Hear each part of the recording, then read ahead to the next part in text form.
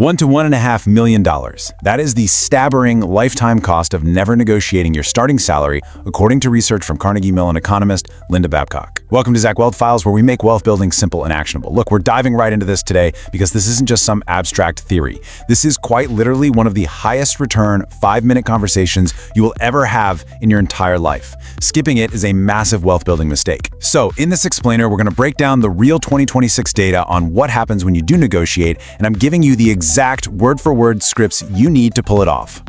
So how exactly does a single missed 5-minute conversation balloon into a $1.5 million loss? Well, it all comes down to the math. You see, when you accept an initial offer without asking for more, you aren't just losing out on a few $1,000s today.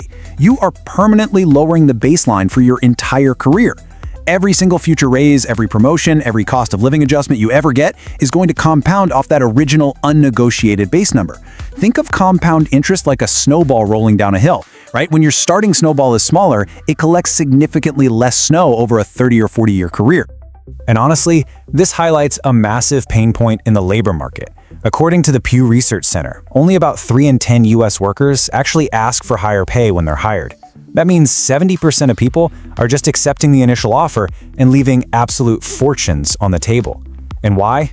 Usually, it's because negotiating just feels uncomfortable. Most of us were never taught how to actually do it properly. We really need to look at the mathematical stakes of skipping this conversation, because once you understand the hard numbers, taking action becomes so much easier. A broad review of salary negotiation research shows us that people who negotiate get, on average, close to 19% more than those who simply accept the first offer. To put that into perspective, there was a study looking at nearly 3,800 tech candidates who countered a job offer, and it found an average resulting raise of about 12.5%. In that specific study, that translated to roughly $27,000 a year in extra income, all for having a quick 5-minute chat. Even if we look at the more conservative end of the spectrum, research compiled by Recruiter Contacts found that people who skip negotiating entirely leave an average of $7,500 on the table in just the first year of a new role. Now again, going back to our snowball analogy, $7,500 might not sound like $1.5 million right now, but if you invest that extra money, or honestly, even if you just let a standard 3% annual raise compound on top of it year after year, the gap widens massively. Silence is undeniably expensive. It's really important to validate this hesitation, because this fear is incredibly common. A Career Builder survey found that 56% of workers don't negotiate a job offer at all.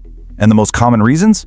Discomfort, worrying about seeming greedy, and above all, the fear that the employer will just get annoyed and pull the offer entirely. But here's the part most people get completely wrong. When we look at the actual data, that specific fear is almost entirely a myth. Research on negotiated offers found that 94% of offers remain completely intact even after a candidate pushes back. Let that sink in. The fear driving the majority of people's silence is based on a misperception, not reality. Employers actually expect you to negotiate. It's just a standard business practice. And this data points to exactly why you should push back. That same Career Builder research found that 52% of employers deliberately offer a lower number than they're actually willing to pay. And they do this specifically to leave room for negotiation. This means the very first number you hear is almost always a starting point, not a ceiling. Yet, because of fear, most candidates just treat it as final. I promise to show you the one mistake that can genuinely hurt your chances. Because while negotiating at all generally isn't a risk, negotiating badly definitely is.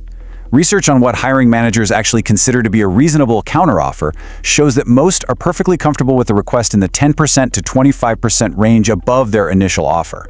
In fact, 22% lands as roughly the median accepted increase. When you stay in this zone, hiring managers just view it as a normal, expected back-and-forth conversation. But check out this real-world case study documented by a career coach. A candidate was offered $140,000. Her market research suggested she should be earning around $175,000, so she countered at $180,000. That's a 29% increase over the initial offer. Well, 3 days later, the employer withdrew the offer entirely. The lesson here isn't that you shouldn't negotiate assertively.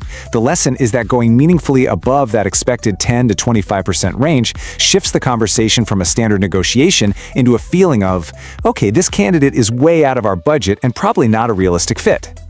So what do you do if you ask for more money and the employer says the base salary genuinely cannot move? you have to understand total compensation. Total comp is your complete pay package. Yes, it includes base salary, but it also includes signing bonuses, equity, and professional development budgets.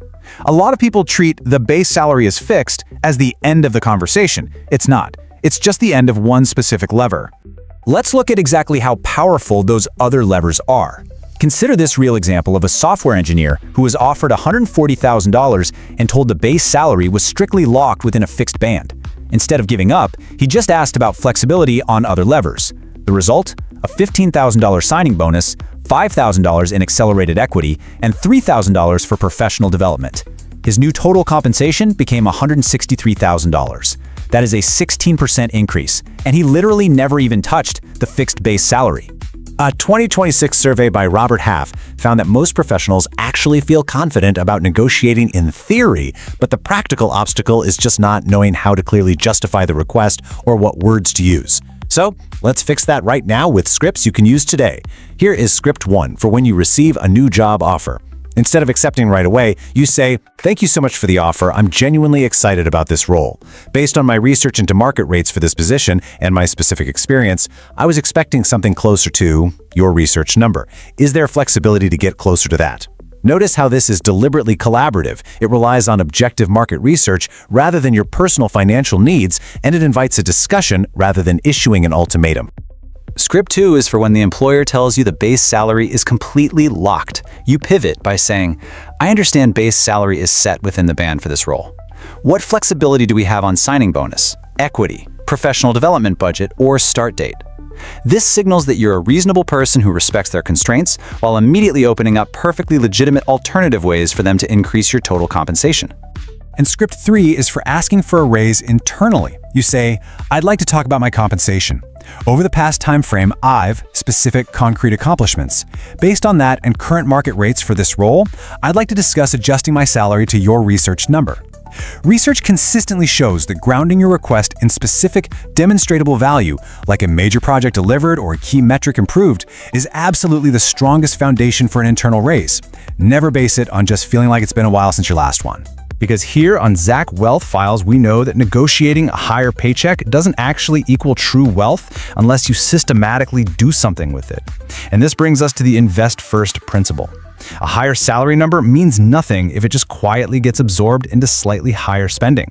To actually change your long-term financial trajectory, you have to prevent lifestyle creep. The second you successfully negotiate that raise, set up an automatic transfer. Direct a fixed percentage of that new extra income straight into your investments before it even hits your checking account.